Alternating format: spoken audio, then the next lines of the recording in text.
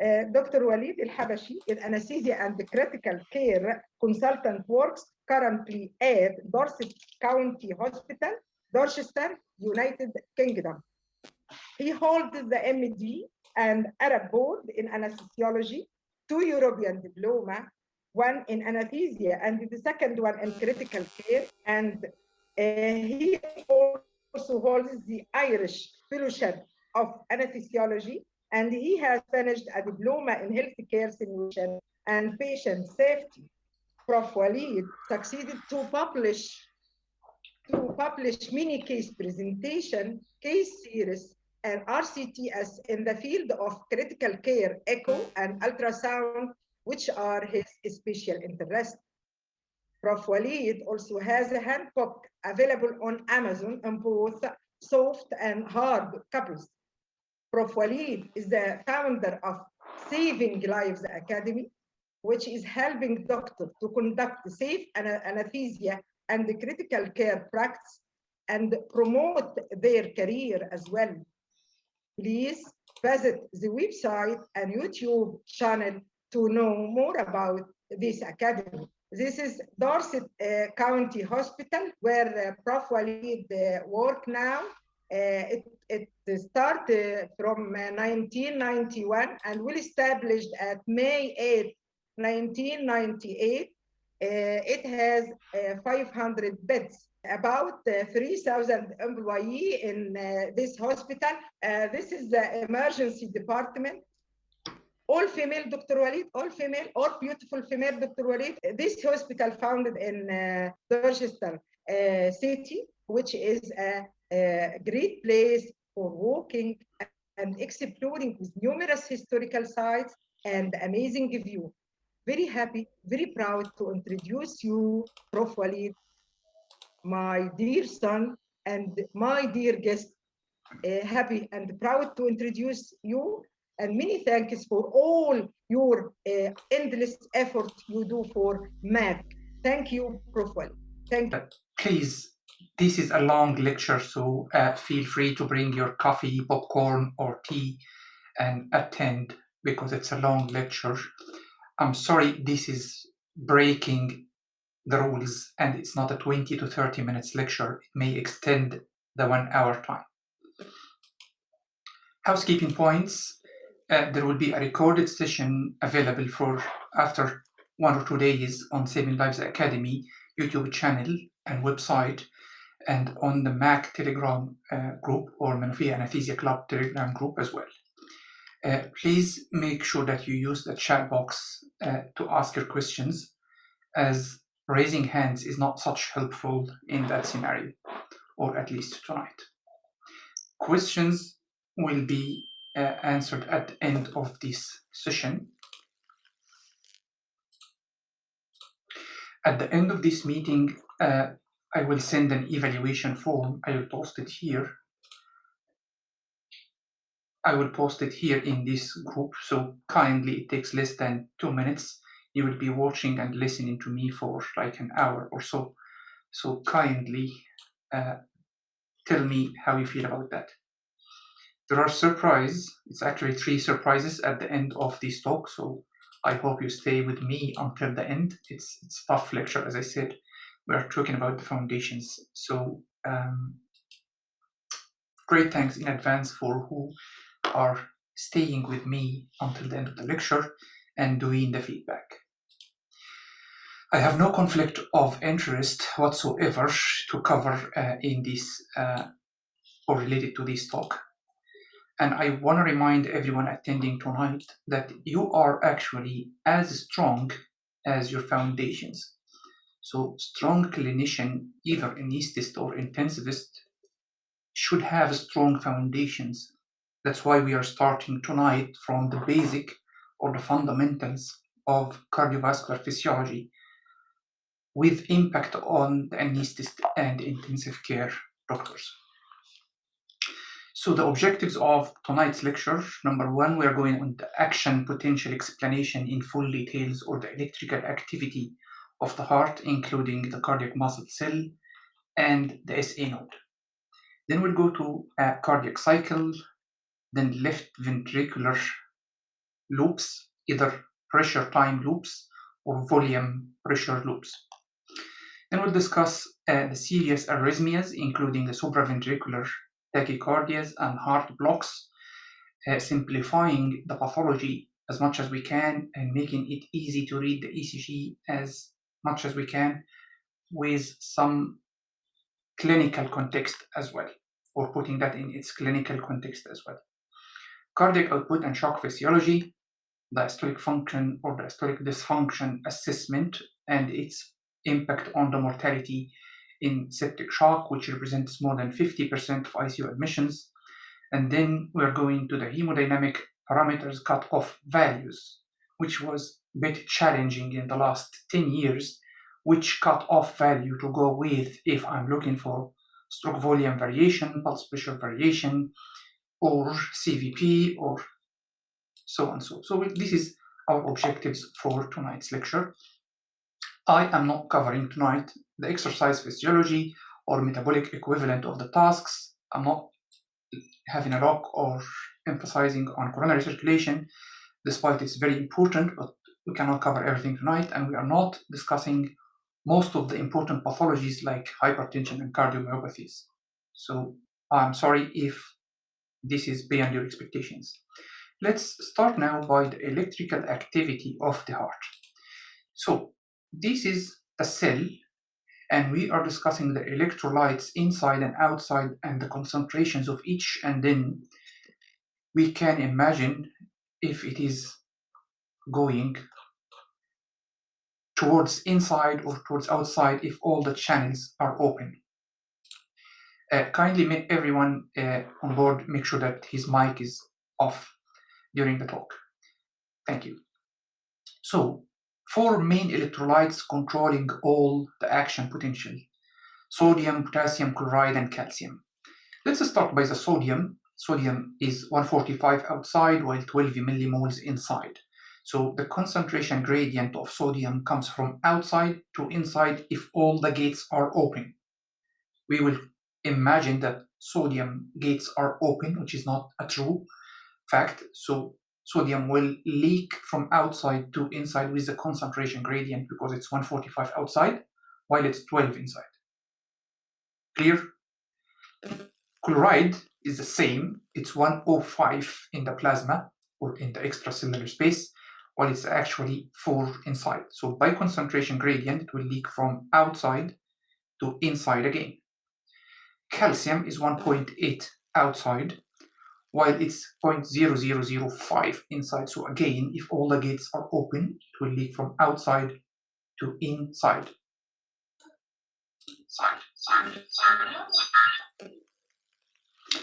So 3 of our anions and cations are leaking by concentration gradient from out to in. That's in contrary to the potassium, which is unique. So its mainly concentration is inside. And it's only 4 millimoles or milliequivalents outside. So if you allow all potassium channels or gates open, it will leak from in out. So this is a concentration gradient. There is an electrical gradient as well. Electrical gradient is negative inside the cell because the cells has proteins inside, while positive outside. With the electrical gradient, the resting membrane potential is minus 90 millivolts. So imagine if I opened all the gates for all the anions and cations, it needs to reach 0 potential. So there will be 2 different forces. One is the concentration gradient from out in, with all electrolytes except the potassium. Concentration gradient will be from in out. And electrical gradient, which should equilibrate the electrical forces to make it 0 potential. That's the resting state. So again, concentration gradient and electrical gradient. Now let's have a close look on this equilibrium potential if we make it unique for every single anion or cation.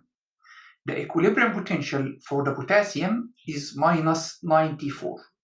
So if you allow equilibrium via the gates across cell membrane to have concentration in the same as out, so potassium will leak from inside to outside. If you are losing positive cations from in to out, this will make it more negative inside.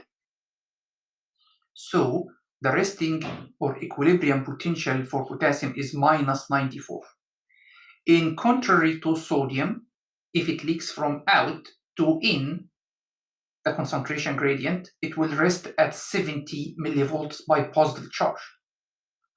Calcium, again, because it's 1.8 and 0.0005 inside, will leak inside and do the resting membrane potential at positive 132.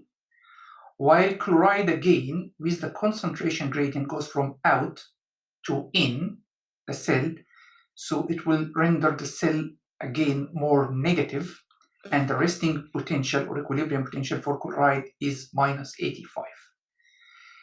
Permeability for the potassium is high because there is ungated potassium channels, and this is the only high permeability in the resting condition, and that's really serious to know. While all the others permeabilities are very low because it is controlled via different gated channels. And here when we discuss the gated channels, you have to know that there is voltage gated and ligand gated and mechanical gated channels. Okay, so I want you to keep in your mindset at this stage, there are concentration gradient and there is conductance. And you need to understand what is conductance here. Conductance is the amount or the degree of freedom we are giving to the electrolytes if the gates here are increasing or decreasing. So increasing the conductance means I am opening all the channels to allow sodium or potassium to leak in or out. So increasing the number of channels increases conductance. Okay? Increasing the gradient between in and out increases the conductance if the gates are open. So again, we are controlling all our medicines we are giving to the critically ill patients or in anesthesia via this action potential. Everything is controlling the heart, and you will see via different examples through these different mechanisms. You are either causing change in the gradient or a change in the conductance. There are sodium gated, electronic gated or voltage gated channels and ligand gated channels. Potassium, there is open channels all the time, they are open, and there is voltage gated potassium channels. And this is slowly working channels in the potassium case, while it's very fast if we're talking about sodium channels. And you need to know that as well. I need you to imagine now if I opened all the voltage gated potassium channels and potassium leaks out freely. So I am increasing the conductance of potassium. So with the concentration gradient, it will leak from inside the cell to outside, making the cell more negative until it reaches the equilibrium potential, which is minus 94. And at this stage, the cell will be more negative inside. So it is hyperpolarized. So you need to bring it to depolarization, which is 0 or plus a little bit more distance. I hope that's clear. In contrary, or like the same, if you open the chloride channels and chloride will go inside with the concentration gradient, it will push the cell more negative and will hyperpolarize. In contrary to sodium and calcium, if they leak inside, they will make the cell more positive inside, and this is called depolarize. So you are losing the polarity between the negative and positive if you are leaking more positive ions inside or negative anions outside. Hopefully that's clear enough. We'll build everything upon this slide, so please raise hands if you didn't get this clear enough. Just raise hands, please, if anyone wants me to repeat that, because this is the foundation of everything. Let me repeat that again. So this is different concentration across cell membrane, making different gradients. Concentration gradient is one element, and conductance is the state of the and number of open channels allowing electrolytes to leak in or to leak out of the cell. So again, if you allow sodium to leak in, that is depolarization. If you allow calcium to leak in, that is depolarization. Chloride in, that is hyperpolarization. Potassium, if you open all the channels, it will leak outside. So again, hyperpolarization. Now, this is our action potential is formed of 0, 1, 2, 3, 4 stages. In every stage, every electrolyte is behaving differently because the gates of this electrolyte is behaving differently. What are the gates I have? I have ungated potassium channel, and they are always open until your membrane potential reaches its resting state, which is minus 94. I have voltage gated sodium channels, so there is no open sodium channels in the cardiac muscle cells, it's only in the SA node. So resting state of sodium channels is closed. Voltage gated calcium channels, again the resting state is closed and it opens during depolarization. Voltage gated potassium channel, which is an add-on on the ungated potassium channels. So potassium conductance under the resting condition is high, but it's higher during depolarization. We'll see that in a minute. Again, these are the 4 stages. We'll go via channels one by one. This is the sodium channels. Once you reach certain electrical potential, which is minus 70 or 70 to 80, it allows all the fast sodium channels to open. And because it's very fast channels, it open and close immediately. Once this sodium channel opens, the permeability increase, so all the sodium or high amount of sodium goes from out to in. Okay? And once it is open, it closes. So this surge of sodium in stops and this flow is decreasing. So the permeability here on the y-axis increase suddenly because of gates are open and decrease suddenly because gates are closed. And this represents the stage 0 or phase 0. Once you open these sodium channels or fast sodium channels with depolarization, it will activate calcium and potassium channels. So action potential starts by activation of 3 different channels: sodium, potassium, and calcium, all of them together.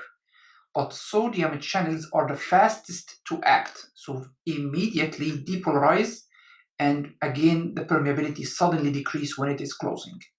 Hopefully that's understood. So this is the sodium channels. This is the voltage gated.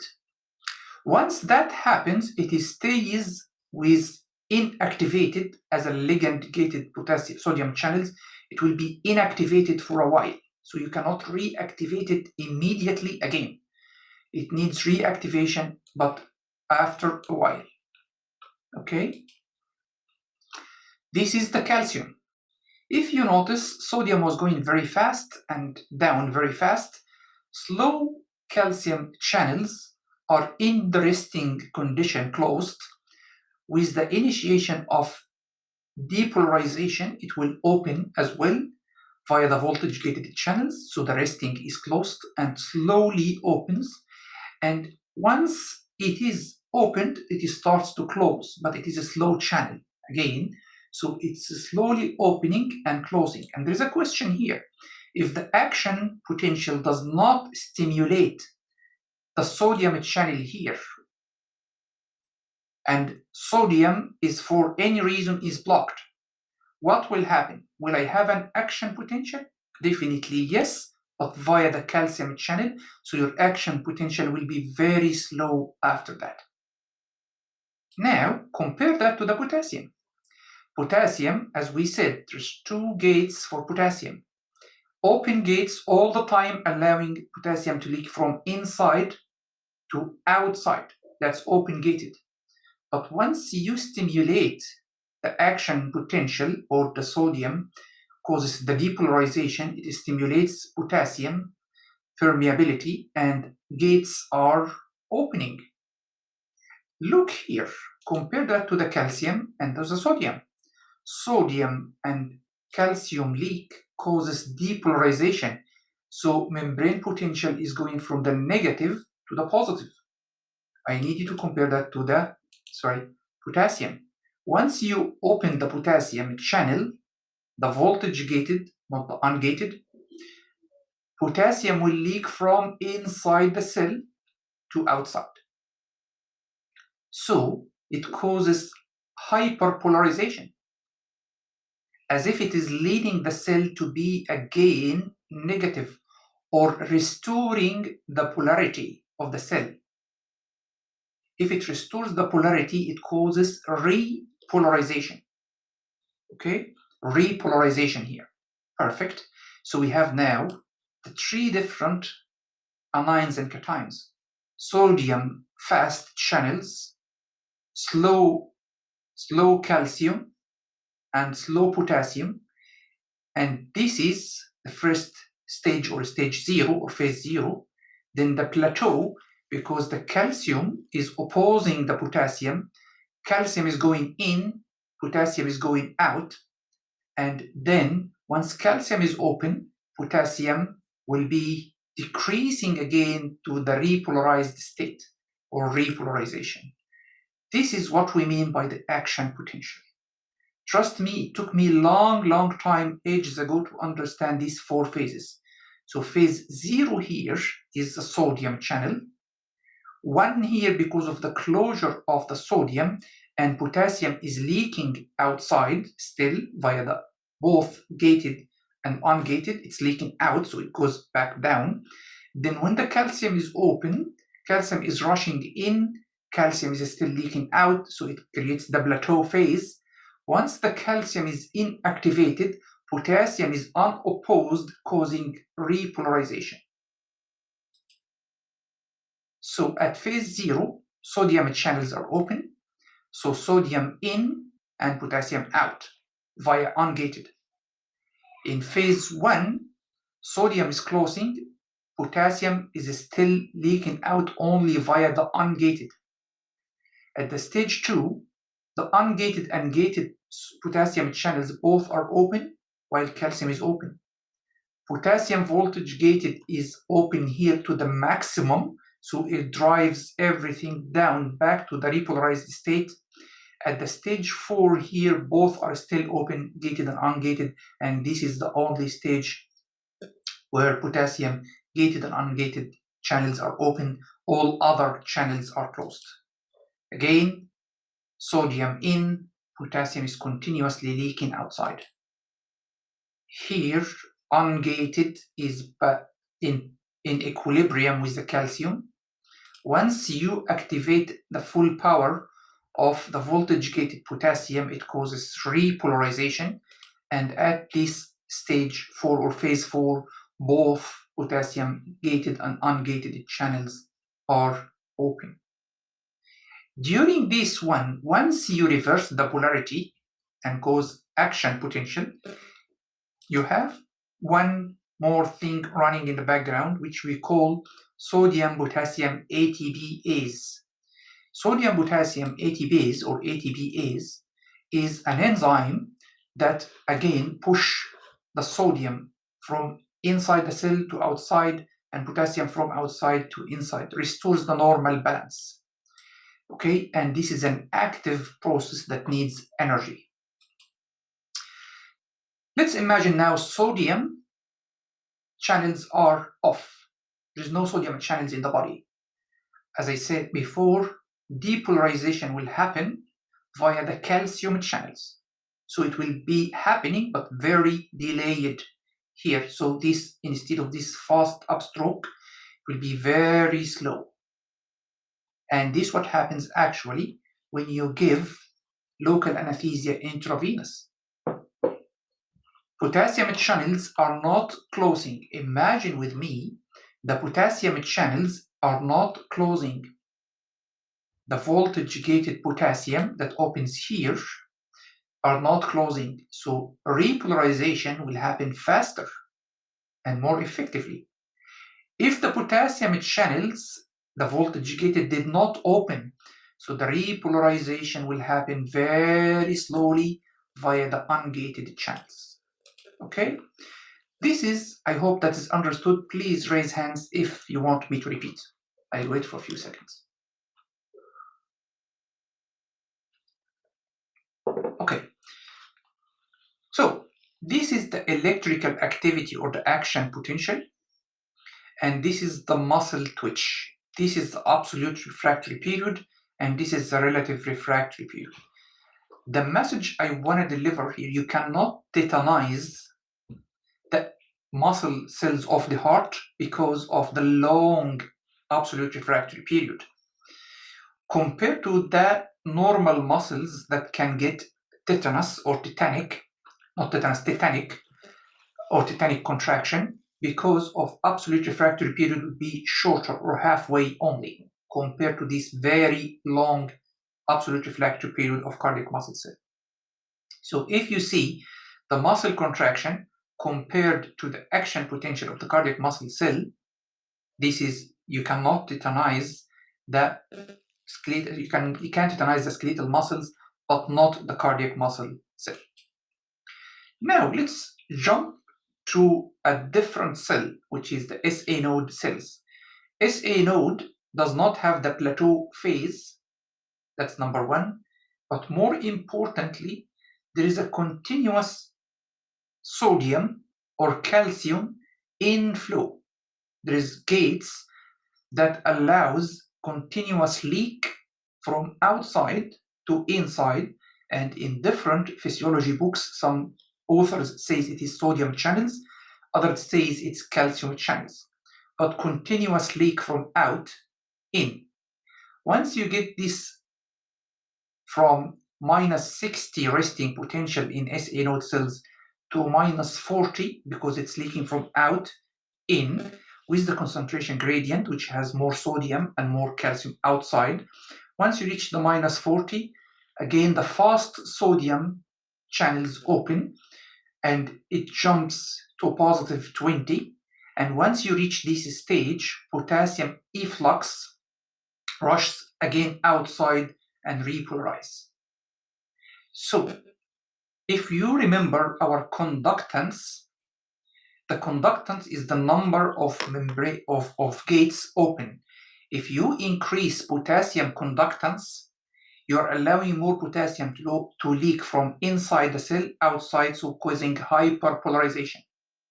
If you decrease conductance, you are minimizing potassium leaving from in out, so that's again depolarization. So stage 4, or the membrane potential or threshold potential, you reach via two different mechanisms: continuous leakage of sodium or calcium, depending on the theory you read, plus decreasing the conductance of potassium. That's very important, because this is how noradrenaline and adrenaline and acetylcholine work.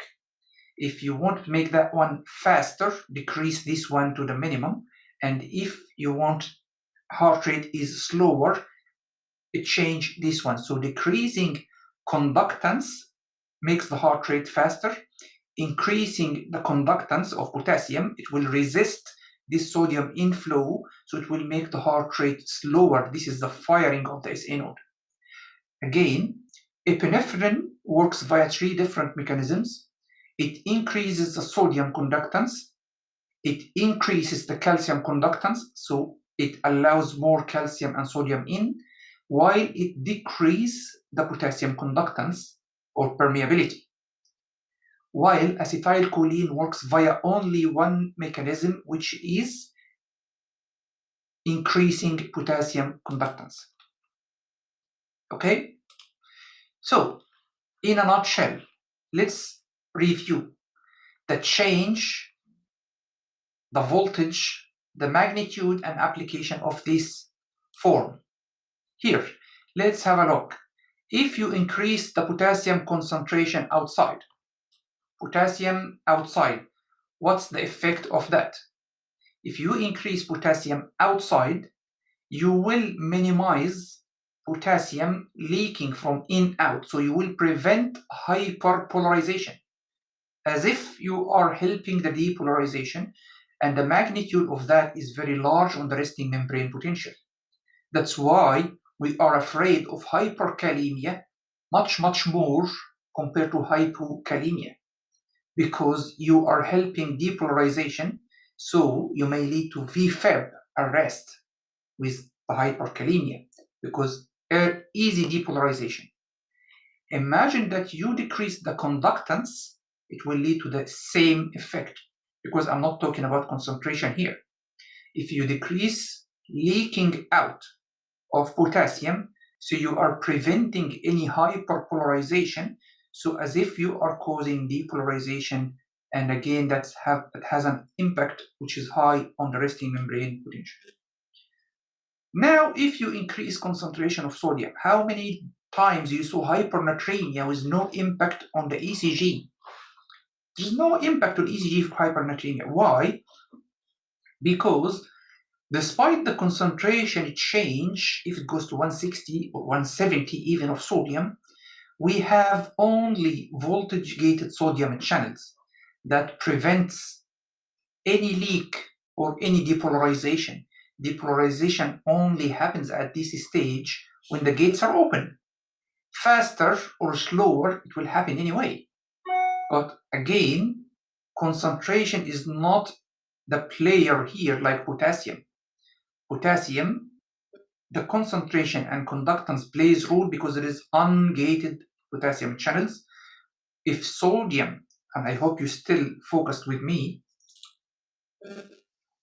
if sodium has ungated channels the same as potassium, it will be the same.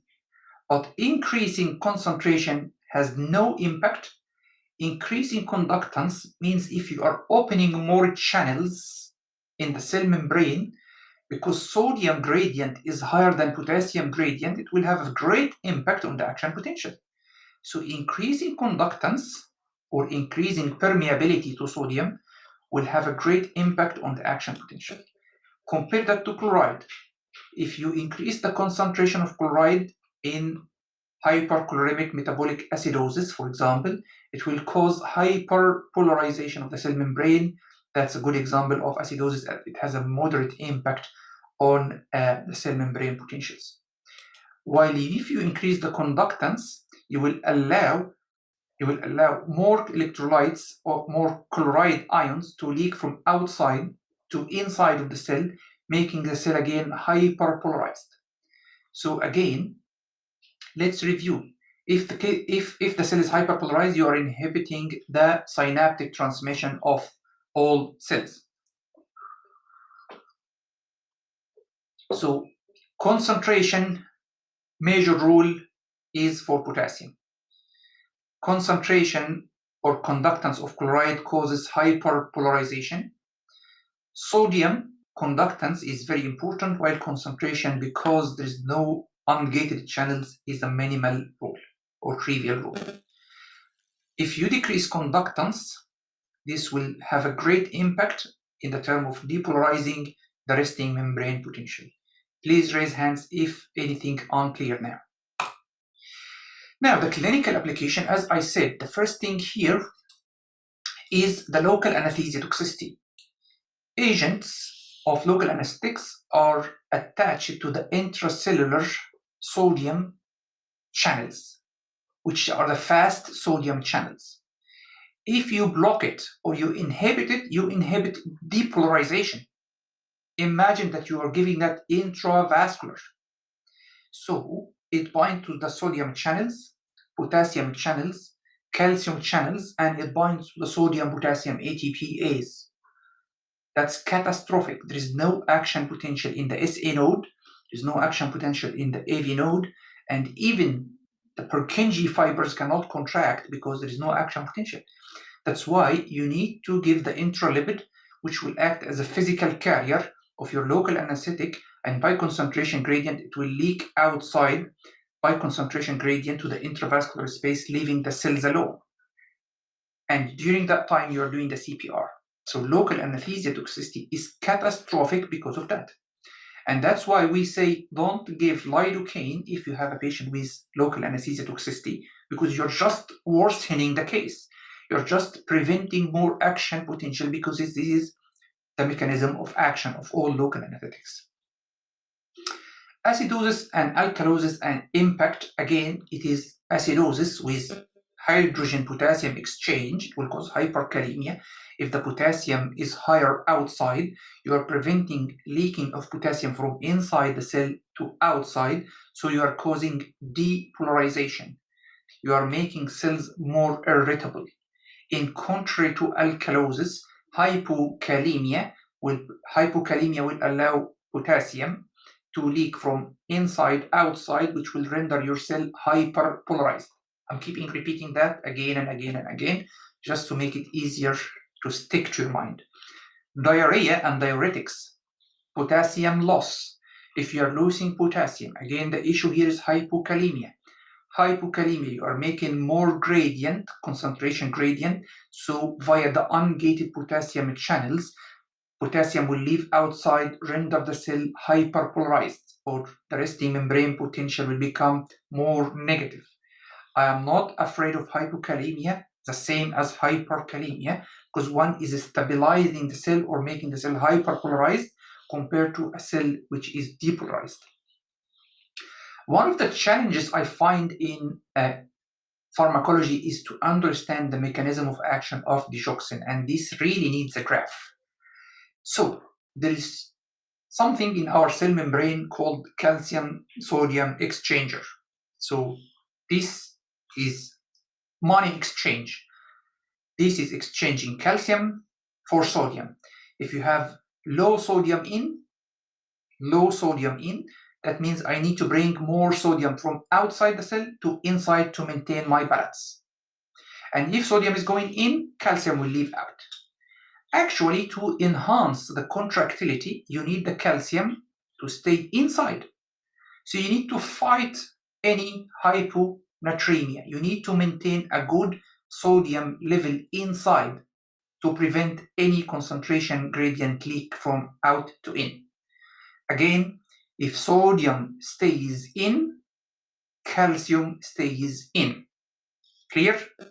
In order to keep calcium inside, you need to keep sodium inside the cell. Here, this is the sodium ATPase, which we mentioned a minute ago. It exchanges the potassium to sodium.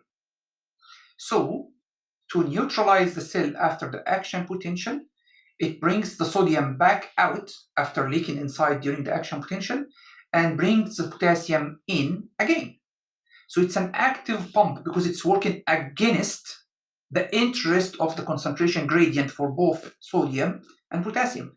If you work against the nature, you need some energy. Here we go. Now, if this is bringing sodium out, so it will make the cell inside low of sodium. I need to keep sodium in to keep calcium in. This is taking my sodium out. I need to stop it. That's my digoxin. So digoxin works on the sodium potassium ATPase to block it. So it will prevent sodium going out. It will keep the sodium in, and it will keep the potassium out. If you keep sodium in, you keep calcium in, you improve the contractility of the cardiac muscle cell. So the side effect of digoxin is potassium high outside. because it prevents the sodium-potassium ATPase, so it leaves sodium inside and it leaves the potassium outside, so the adverse effect of digoxin is hyperkalemia. Why I am teaching all of that? Because imagine how many patients came to you in ED with hyperkalemia. What is the anti-hyperkalemic medications you give? Dextrose insulin, salbutamol nebulizations, and calcium. In this case of hyperkalemia, in particular, calcium is contraindicated. Do not give calcium, please, in digoxin-induced hyperkalemia. Because you have plenty of calcium intracellularly, you don't want to aggravate that effect of hypercalcemia intracellularly. So this is the only occasion you don't give calcium to stabilize the cardiac muscle cells against hyperkalemic effect, if it is digoxin toxicity. Long story short, if you are in ED and a patient came to you with hyperkalemia and you want to start anti-hyperkalemic measures, please remember to ask, is this patient in digoxin? Is there any chance that this is digoxin toxicity? Yes, no calcium, no, give calcium. First drug you give is calcium, if it is not digoxin induced. Now again, this is my normal SA node action potential, and as I said, acetylcholine does its action to lower the firing rate of SA node just by increasing the potassium conductance. So if you increase potassium conductance, potassium will leak from in out, make the cell more hyperpolarized. So to make the depolarization, it takes longer time for more sodium to diffuse in and then fire the action potential. In contrary to epinephrine, which works by 3 different mechanisms of action, one is decreasing the potassium conductance, increasing sodium and calcium conductance. So calcium, sodium increase, and potassium decrease. Let's have a discussion on the cardiac cycle now. This is my action potential, and this is the P, QRS, T, and where is my action potential on the SA node or cardiac muscle cells. Here, the R is correlated with phase 0 and 1 of the action potential. The plateau phase is the ST segment interval, while the repolarization is the T wave.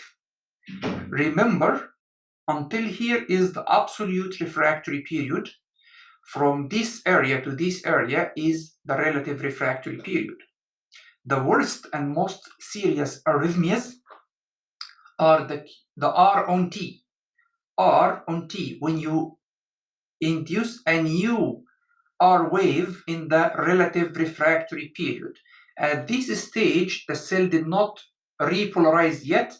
Inducing a new action potential at this stage may cause a VFAP. That's why it's a nightmare to see R on T in any arrhythmias. R is an R wave while the patient had a T. Okay, so what will cause R on T? Any drugs causing prolongation of the QT interval. This will increase the incidence of R on T, like quinine, procainamide. All these drugs prolonged the QT interval. So again, if you're on any of these drugs, you need to do ECG on daily basis to look at the QT and maintain that below or within the normal range, which is 480 in some references and up to 500 in different rhythms.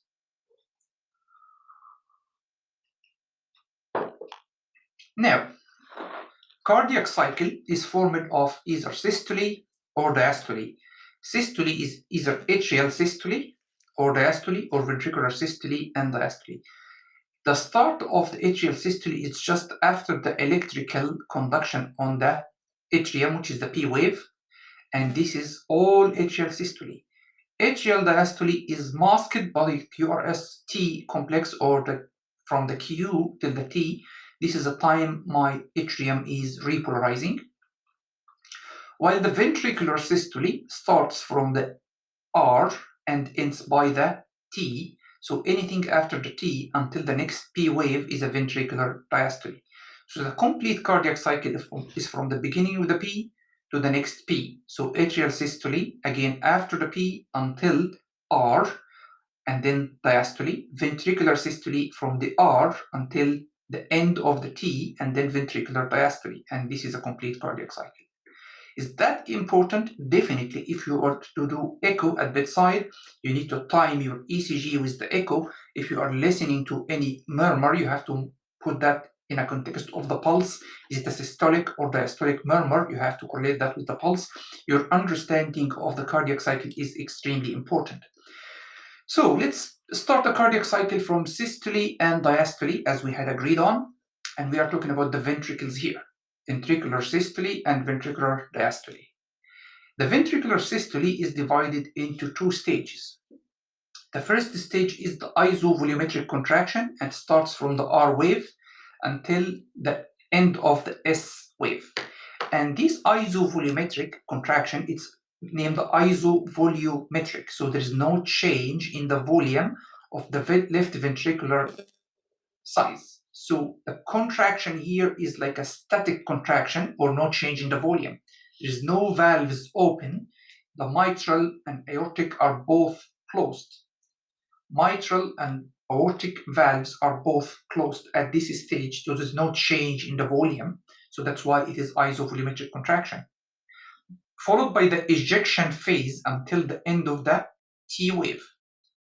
Ejection phase is when I am ejecting all the blood from the left ventricle to the aorta.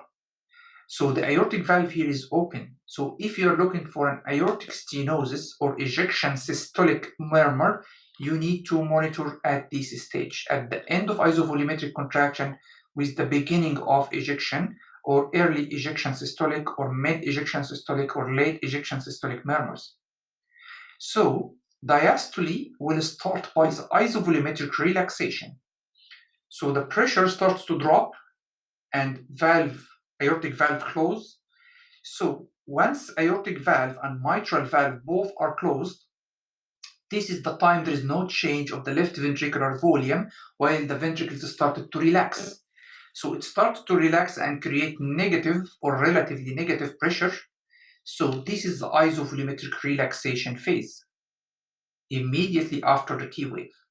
And then the mitral valve opens and start to do the passive filling phase. So blood will go from the left atrium to the left ventricle and from the right atrium to the right ventricle, and then a stage of diastasis. And this is very important to understand for understanding diastology and diastolic heart failures and to interpret your echo properly, because this is a killer. So please, I need your full attention here. Diastasis is the stage that the left atrial pressure is equal to left ventricular pressure. So the blood is not flowing anymore. So there is no flow at this stage between left atrium to left ventricle. Yet there is still some blood in the left atrium. So this will stimulate the left atrium to contract, which we call it the atrial kick or atrial contraction, which is responsible for filling of the LV at the end with 15 or 20% of the LV volume. So let's have a look on the pressures and volume curves. The pressures here. So if I am talking about isovolumetric contraction phase, the both valves are closed. So I have no flow in this stage. Pressure here is equal between left ventricle and aorta. Once pressure in the LV exceeds the aorta, aortic valve opens, and I'm starting to eject the blood from the LV to aorta. So the pressure is increasing here. So this is aortic and left ventricular pressure will keep increasing because the ventricle is squeezing the blood out. Until I finish and my pressure goes gradually down until the pressure in the aorta is higher than the pressure in the LV. At this stage, pressure in LV starts to drop, while in the aorta, because it's a competent valve, stays high. So the pressure, systolic pressure in the aorta is 120, diastolic pressure in the aorta is 80. And then LV pressure will continuously drop until 0 to 10.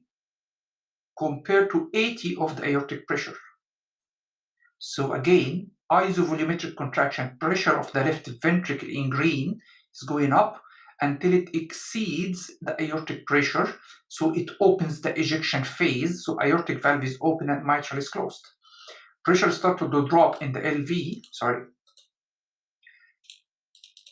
in the LV until LV pressure is below the aortic level. So here the aortic valve is closed. It will start to drop until it is below the mitral valve pressure or the left atrial pressure. If the pressure in the LV less than the left atrium, at this stage the mitral will open. And at this stage, we have to look at the volumes. Volume here in the LV is increasing, and then static. This is what we call diastasis, or no flow from the LA to LV. And then the atrial kick will push more blood to LV, causing increase in LV volume. If you compare this volume to this volume, we'll find it 15 to 20% of the LV filling volume. And this is the ejection. So here the LV volume is decreasing. No change because both valves are closed. No change here because both valves are closed. No change here because left atrial pressure is exactly the same as left ventricular pressure. And here the volume is increasing because the left atrium is squeezing the blood, 15 or 20% of the volume remaining here. So this is the contraction phase, relaxation, filling phase. The aortic valve is open here and closed here. The mitral valve is open during this filling phase and closed here. Last and not least is this one. This is the killer of diastology. I'll show you by evidence towards the end of this lecture that diastolic failure is a killer, while systolic failure is not, by the current evidence. E is the early filling phase of the LV. Then no change in the volume and atrial kick. This is what we call EA of Doppler signal on the mitral valve by echo. That's why if anyone comes to you, says this patient has an echo and he has ejection fraction of 55% or 60% and full stop, that's not enough. This is not what I'm afraid of to put this patient asleep. If he has a systolic failure or if his ejection fraction is 35%, I can add inotrope or I can put dobutamine, adrenaline in a central line. I'm not afraid of that. I can improve that during surgery, and after the surgery I can stop it again. This is not what I'm afraid of. I'm afraid of something that cannot be treated, which is called diastolic dysfunction. If this patient has diastolic dysfunction and there is something coming in the last 10-15 years named HFpEF, heart failure with preserved ejection fraction or with normal ejection fraction, HFpEF is a killer and it kills more than systolic dysfunction. Here, before we finish this one, I need to go on these jugular venous waves. And the jugular venous waves, the A here is for the atrial contraction after the P wave. C means the filling. C here is the ventricular contraction. C is for contraction of the LV. So the contracting LV.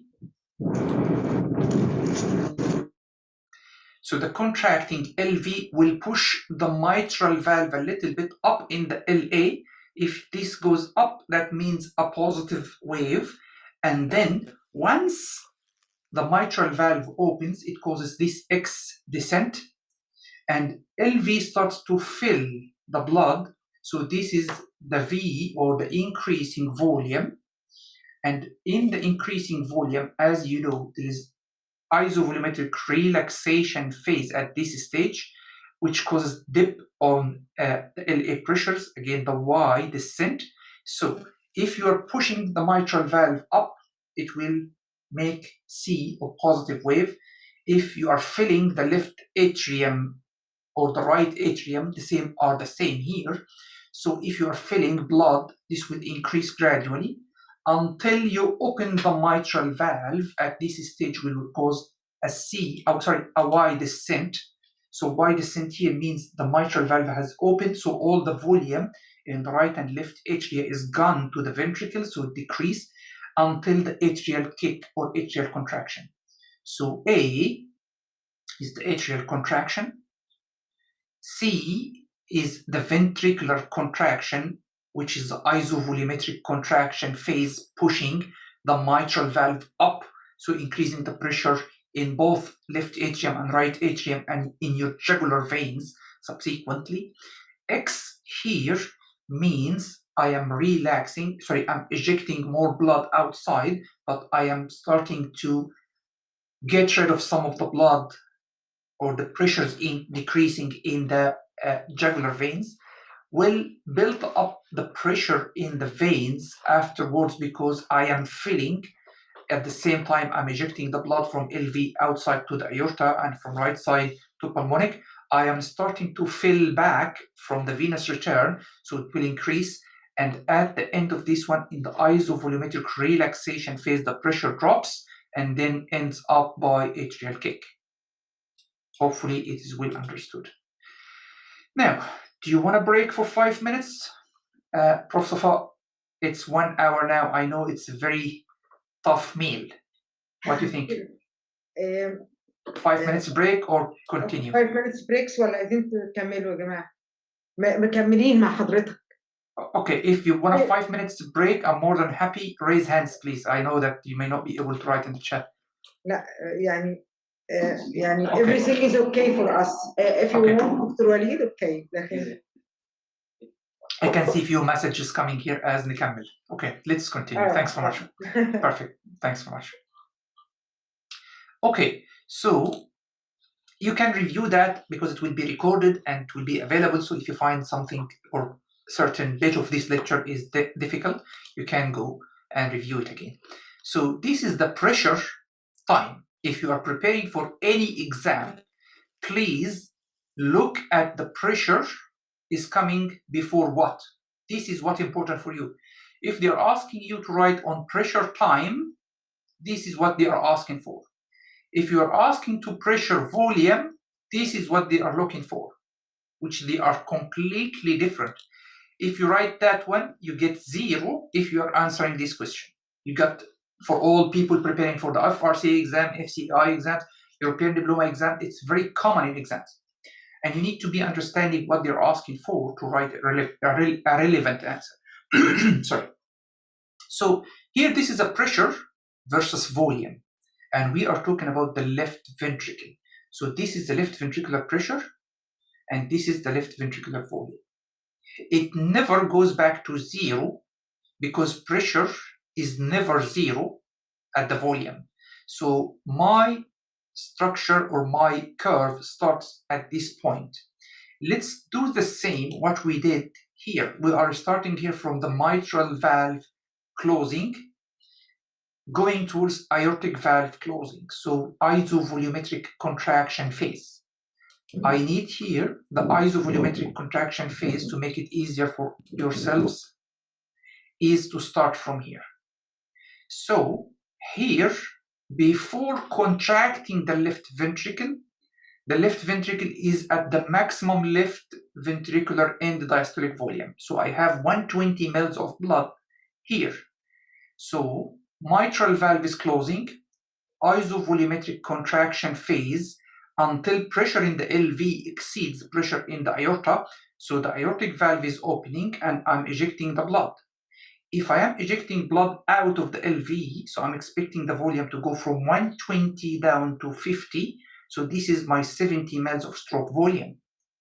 Until the pressure drops again, so the pressure in the aorta is higher than the pressure in the LV, so the aortic valve closes. At this stage, pressure continues to drop with the isovolumetric relaxation phase. Pressure continues to drop down, down, down until it is less than the pressure in the left atrium. So the pressure gradient is from LA to LV, so the mitral valve will open. And again, if the mitral valve starts to open, you start diastole and left ventricular filling. So the difference between this one and this one is actually the stroke volume, 120 to 50. So my stroke volume is 70. So this is the end systolic volume, and this is the end diastolic volume. This is the end diastolic pressure, and this is the end systolic pressure in the LV. It's easy as such. Isovolumetric contraction, isovolumetric relaxation, and systolic volume.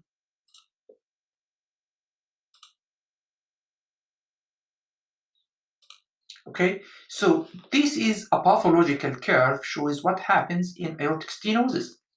The volume stays the same in the LV or getting a little bit smaller, but the main changes here is in the systolic pressure. So systolic pressure is getting higher and higher and higher because the difference between the pressure in the aorta is higher than the pressure in the LV. The pressure gradient is towards increasing via the pathology on the aortic valve. So aortic stenosis causing aortic valve to get thicker and thicker and thicker. And this is what we actually measure in echocardiography. We measure the pressure gradient. If you get that term, it represents the severity of the aortic stenosis. So the pressure gradient is higher, so that means it is higher in the aorta more than the LV.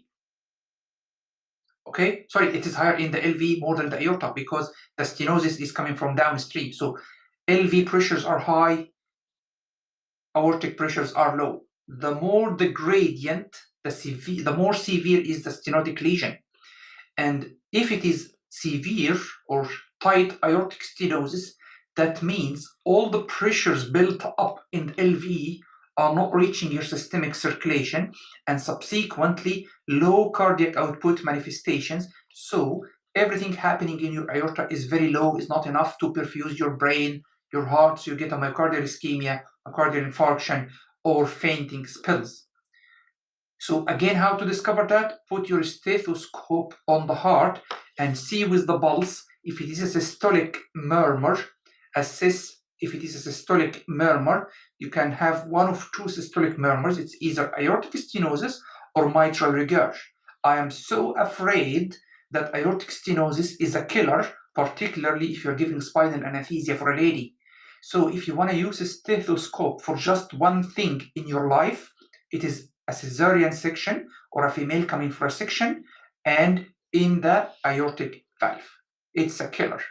If you cause hypotension or decrease in systemic vascular resistance, you are aggravating the gradient between the LV and aorta, which may cause arrest. And if it happens, it is a one-way arrest. I'm afraid it's very difficult to restore the cardiac output the patient was living with, because in recorded studies that your cardiac output is representing like 30 to 40% of the normal cardiac output of the patient. So if you are surviving with a tight aortic stenosis or severe aortic stenosis, it will be very hard task for you to achieve that in a post-arrest scenario. Okay? If you find the gradient low in a patient with a higher gradient previously, that's not a good omen because the valves does not correct themselves until they had surgery. So this is what we call a severe aortic stenosis with a low flow. So that's a failing left ventricle. So if you find the gradient was 70 a year ago and the gradient now is 50, definitely that his ejection fraction is less.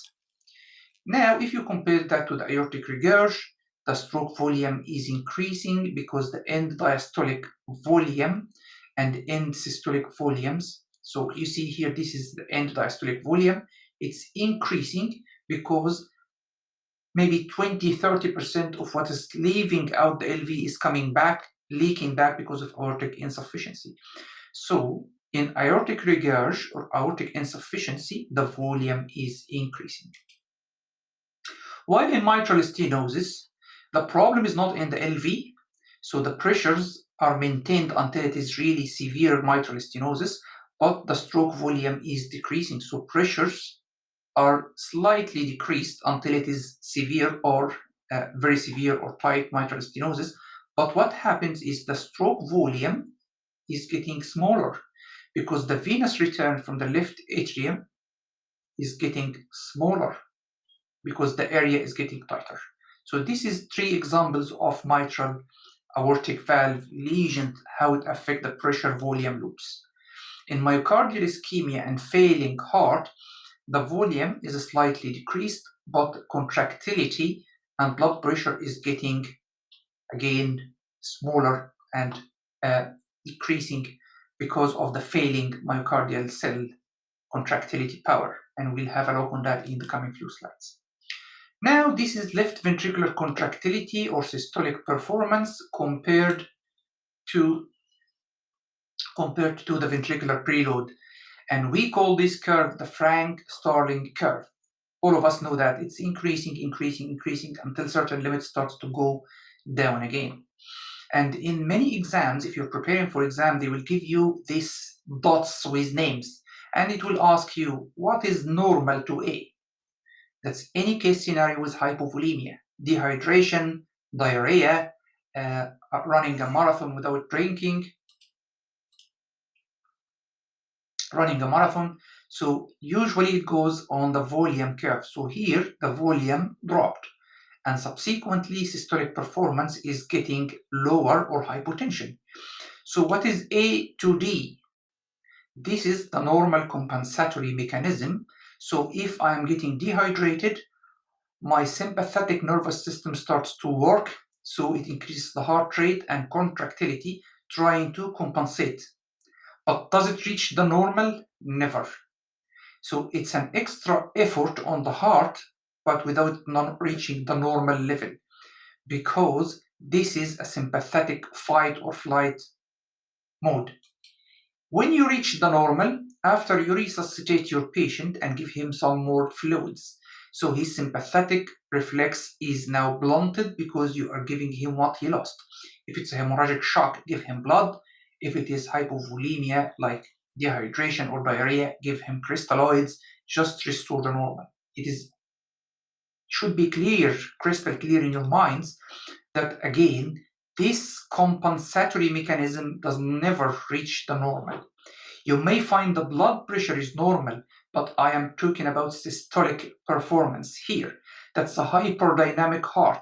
That's a heart which is struggling to compensate the mean pressure to maintain a normal perfusion pressure to all organs via exerting more effect. That's why if you have a sick heart responding with more tachycardia and more contractility, it's trying to squeeze the small volumes that he got from the venous return, this may itself induce a myocardial ischemia and MI for a sick heart. So what is normal to be? Normal to be is any volume expansion. So I was sitting, suddenly I drank 2 or 3 liters of fluids, or giving that intravenously. And this is subsequently accompanied by decreasing the heart rate as a reflex. Okay, but here, if this is the normal, what is C? C is a muscular exercise. And if you're talking normal to E is if I increase my contractility and in the same time I got 2 liters of fluid bolus. This is what the marathon people doing. So they take good hydration and then run, increase the inotropic state of the heart. This is how they reach the maximum level of myocardial performance. Fortunately, they don't have a HOCM or HOCM with SAM. At this time, they get a myocardial infarction because of the tachycardia and oxygen demand supply mismatch. What is the abnormal conduction pathways? So if I'm talking first normal, what is the normal conduction pathway? If we talk about supraventricular tachycardia or tachyarrhythmias, there is atrial tachycardias, atrial flutters and fibrillation, AV nodal, AV re-entry tachycardias, and AV nodal re-entry tachycardias. The normal conduction pathway, as you may know, and as I'm expecting you all to know, is SA node is sending firing impulse that pass with the atria, reaching the AV node. AV node send via the normal pathway. the impulse to the bundle of His, to the Purkinje fibers via the LV, and this is the normal pathway. So we have two types of re-entry tachycardias, AV re-entry tachycardias and AV nodal re-entry tachycardias, and it's very important in our critical care life to understand the difference and distinguish between both of them, not to kill a patient. So re-entrant tachycardias are in the node. This is AV-NRT. In the AV node, there is an abnormal pathway. They call it slow-fast pathway. This is abnormal cells or abnormal bundle of cells or abnormal muscles, which is conducting the impulses.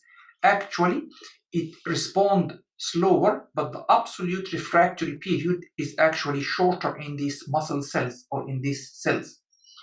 So it responds slower, but the absolute refractory period is shorter. So if I am sending both to the normal pathway, which we call it fast pathway, and the slow pathway, which is the abnormal pathway, which is either congenital or because of myocardial infarction or because of anything, it is blocked because the absolute refractory period was here in the first time. So this will allow the impulse to go only via the fast pathway and nothing happens because it's a normal P, normal QRS complex. The problem happens here when it is not in the absolute refractory period. You stimulated both ways. So this is responding now faster because it has recovered from the absolute refractory period faster. So the next beat will come two pathways, and as you know, flow always go to the area of the least resistance. So it will find this is an easier pathway, while this fast pathway is still in the absolute refractory period. So it cannot pass from here. It can pass only from this one. And if it goes here, it will stimulate the bundle of His and it will create a vicious circle or will create another loop and loop and loop. So there is no more P waves, only what you see is QRS complexes. So it will create a vicious circle of repeated stimulation of the AV node. There is actually, maybe you find a P wave traveling up to LA, but it will be buried here in the QRS complexes. Is that important? That's very important. If you have any reentrant tachycardias, what are the medications you should give? So you should know what is the physiological basis behind. This is an AV re-entry tachycardia, and the most common example for that is the Wolff-Parkinson-White syndrome or WPW syndrome. So the bundle of Kent or the accessory pathway is present in the AV connection, in the atrioventricular connection. So it's a muscle bundle that allows, after stimulating the AV node, going to the bundle of His, to the Purkinje fibers, it should end here, but it will find an accessory pathway which can allow this one to go back to the AV node and stimulate it. And actually, once you stimulate that, you will go in vicious circles. There are two types of re-entry tachycardias here. One we call is orthodromic, and one we call antidromic. So if you have an orthodromic, you can still use calcium channel blockers type C or class 1C of antiarrhythmics to control that one if it is orthodromic. Well, actually, if it is antidromic, so the orthodromic is coming this way, the antidromic is coming from down up in a way or another. I don't understand that. I'm not interested actually to know what's the difference between ortho and antidromic. This is a cardiology-based understanding. But what I know is that antidromic, you should avoid all AV nodal blocking agent, beta blocker, calcium channel blocker, even digoxin. You cannot use any of these antiarrhythmic drugs. So, long story short, follow the ACLS guidelines. If it is hemodynamically unstable patient, you give synchronized cardioversion. If it is pulseless VTAC, you give a DC shock. If it is stable, please, if you are considering SVT or supraventricular tachyarrhythmias with aberrant conduction or with aberrancy, please call the cardiologist. It is serious. Don't give any AV nodal blocking drugs. Don't give any calcium channel blockers. Don't give amiodarone. Don't give digoxin. Don't give any of these antiarrhythmics. Patient is stable. Don't make him unstable. If you give any of these drugs to the antidromic atrioventricular reentrant tachycardias, you are worsening the case and it may proceed to a VFAB or worsen the hemodynamics unindicated. Again, saving lives is my task here. So the take-home message in a nutshell, if you have unstable tachyarrhythmias, the patient is pulseless, it's a VC shock, pulseless VTAC or VFAB. If it is VTAC with pulse in unstable patient, that is a synchronized cardioversion. If he is stable, please do 12-lead ECG. Try to differentiate. There is Brugada criteria, if you wish to read more about that one, which will guide you about which is high likely to be supraventricular tachyarrhythmias with aberrancy, or a VTAC as a ventricular tachycardia, not a supraventricular tachycardia. This is what they call Brugada criteria. I tried many times to understand that. It's not my field. I'm not a cardiologist. I call cardiologists, and even the cardiologists sometimes get confused and they err to the safest solution, which is electricity. So if you are in doubt, electricity is safer. This is in a nutshell. Now, the gift of tonight, the first gift of tonight, in heart blocks. A very easy map to heart blocks. I used it for years and years and years, and it never failed me. Look at RR interval and then PR interval. If the RR interval is constant, that's either first degree or a complete heart block. If the RR interval is variable, that's definitely a second degree, and we'll go after that to know is it Mobitz 1 or Mobitz 2. Now, if it's first or third degree, look at the PR interval. If the PR interval is fixed, that's a first degree. If it is variable, it's complete heart block. If the RR interval is variable, so it's definitely second degree, look again at the PR interval. If it's variable, Mobitz 1, fixed, it's Mobitz type 2. Let's apply that.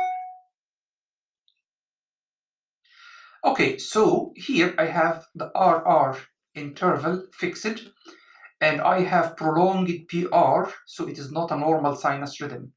I need to know, is it a complete heart block, or it is Mobitz 1, Mobitz type 2, or just simple first degree? Look at RR, it's fixed. PR is prolonged but fixed. Again, go with the diagram. Constant RR, fixed PR interval, that's first degree. Compare that to this one. RR is obviously irregular, variable degree between RR. Look at the PR interval, that's variable. This is a small, this is large. I'm not concerned with this one because there is no R here to compare. So neglect the P, unconducted.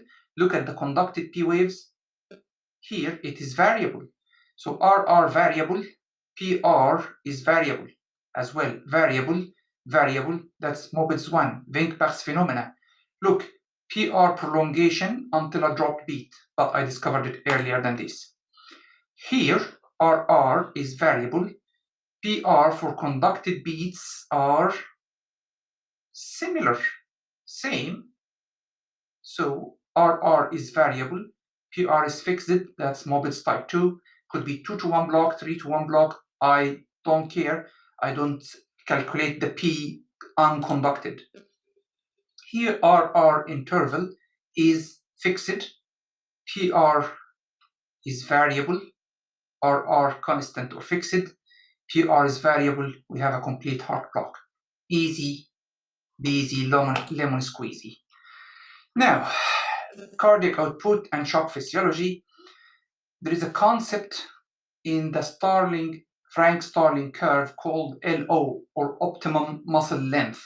The best contractility you can get is when every actin is attached to a myosin, or whatever you call this actin and myosin in cardiac muscle cells. Actin myosin is the names in skeletal muscles. But again, interlace or intervention between two molecules of actin and myosin or something similar to that.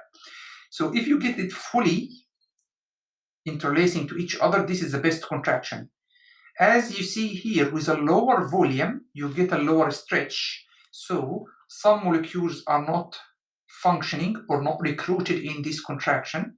So this is a lower contractility, shorten the muscles. Overstretched muscles, you are losing some molecules here, not interlacing or interacting. So you are failing because of stretched muscles. That's why hypovolemia and hypervolemia are both enemies for you. So suppose I lost some fluids in the normal state. This is when I need to restore that. But the question here, is this only one curve that everyone is following? And the answer is definitely no. So here, this is the normal. This is the one with exercise that we had seen a while ago. But there is an exercise heart, but sick heart, and fatal myocardial depression. And the sicker the heart, the curve is getting flatter. So see how steep is that curve and how late is that point to go down. It's almost never going down in normal and hyperdynamic heart.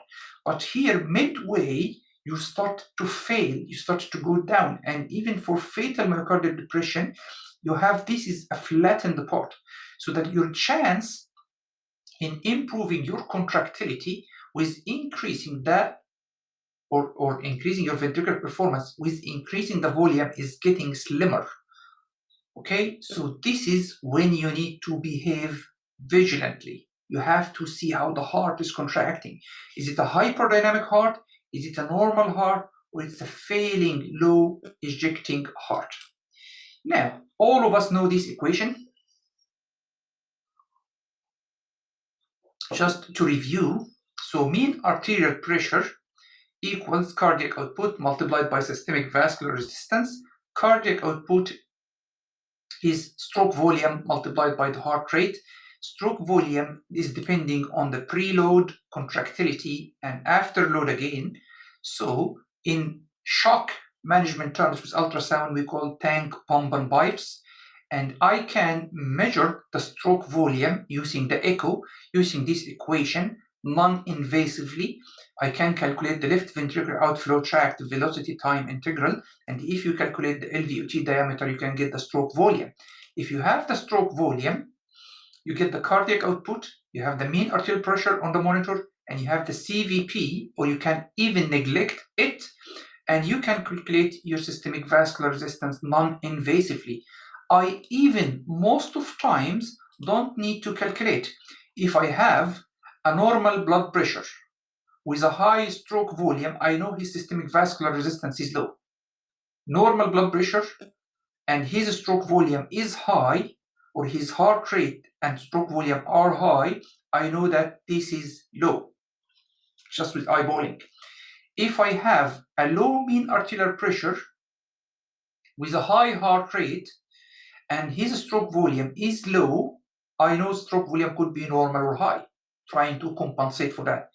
So you do the calculations at bedside. If you calculate cardiac output, you can do that with PICO, LITCO, Vigili, whatever the machine you use, or even non-invasively with echo, but you have to know what's my systemic vascular resistance. That all is well known, but systolic failure is not a killer. Diastolic dysfunction and mortality in septic shock, and to my best of knowledge, this is the latest systematic review and meta-analysis done so far, and it is extensive one, including a lot of studies. In this study, they found here, this is a diastolic dysfunction and systolic dysfunction, and comparing between two groups with and without. So in this group A, comparing people with diastolic dysfunction compared to people with no diastolic dysfunction, and the relative risk of people with diastolic dysfunction is actually higher compared to people with no diastolic dysfunction. And sub-analysis of this group shows that people with diastolic dysfunction grade 1 had the highest mortality, not grade 2, not grade 3, because it's happening as an acute event. compared to systolic dysfunction, and there is no relative risk of people who have systolic dysfunction compared to people who doesn't have or don't have systolic dysfunction. So systolic dysfunction, as per this study or this systematic review, is not a killer, while diastolic dysfunction is a killer. How to diagnose diastolic dysfunction? If you remember my E, A, and diastasis in between from the mitral inflow, this is normal. If it is reversed, that's grade 1 diastolic dysfunction.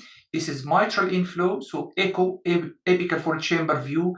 Put your pulsed wave Doppler on the mitral valve and in the right angulation, so perpendicular to the mitral valve, and see if the E is taller than the A, that's normal or pseudo-normal. That's a normal or pseudo-normal. Normal or grade 2 diastolic dysfunction. So if you find grade 1 diastolic dysfunction in this patient, please ask why.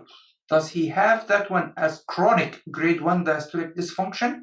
Okay, that is less serious than one who previously was normal diastolic dysfunction, and now you are putting him on adrenaline, causing tachycardia, oxygen demand supply mismatch, and the stiffer LV acutely. This patient carries the worst prognosis as per the current evidence.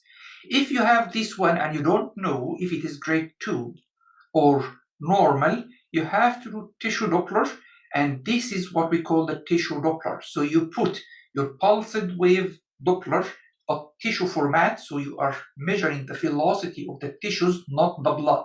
Here I am measuring the velocity of blood. Here I am measuring the velocity of the tissues.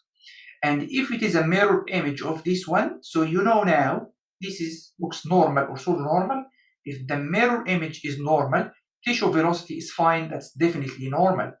But if you find with your tissue Doppler the E prime is smaller than the A prime, so tissues here on the mitral inflow or mitral insertion point, either in the septum or in the lateral wall, are impaired motility, impaired velocity.